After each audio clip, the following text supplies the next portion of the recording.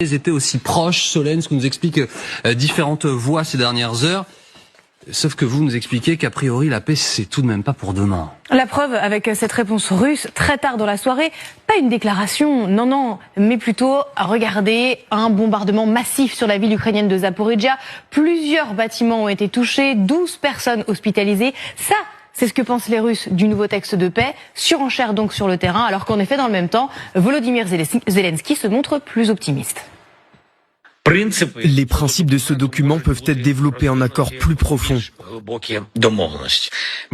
Beaucoup dépend de l'Amérique, parce que la Russie accorde une plus grande attention à la force américaine. Mais ne vous méprenez pas, le président ukrainien n'a pas d'autre choix que de jouer au bon élève pour rester dans les petits papiers de Donald Trump, lequel est très certainement le plus convaincu par ce plan de paix. En tout cas, il veut y croire, car c'est dans son intérêt, peu importe d'ailleurs son contenu. J'ai mis fin à 8 guerres en 9 mois. Et nous travaillons sur la dernière.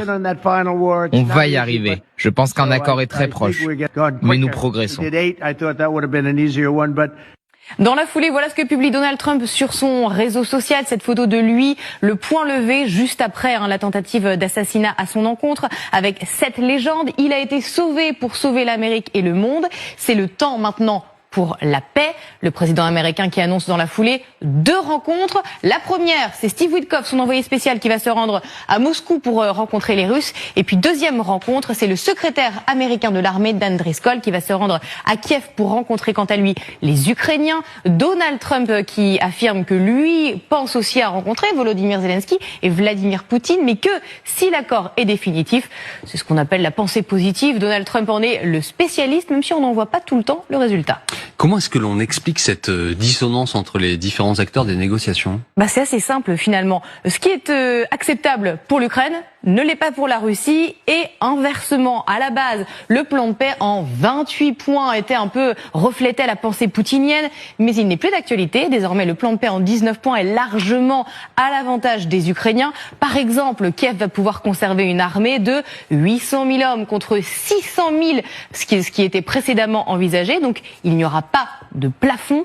La question territoriale reste néanmoins la plus sensible. Il n'y aura pas de cession supplémentaire de territoire, mais les territoires en orange et en rouge, qui sont d'ores et déjà sous contrôle russe, le resteront. Avis plutôt mitigé du côté des principaux concernés, les Ukrainiens.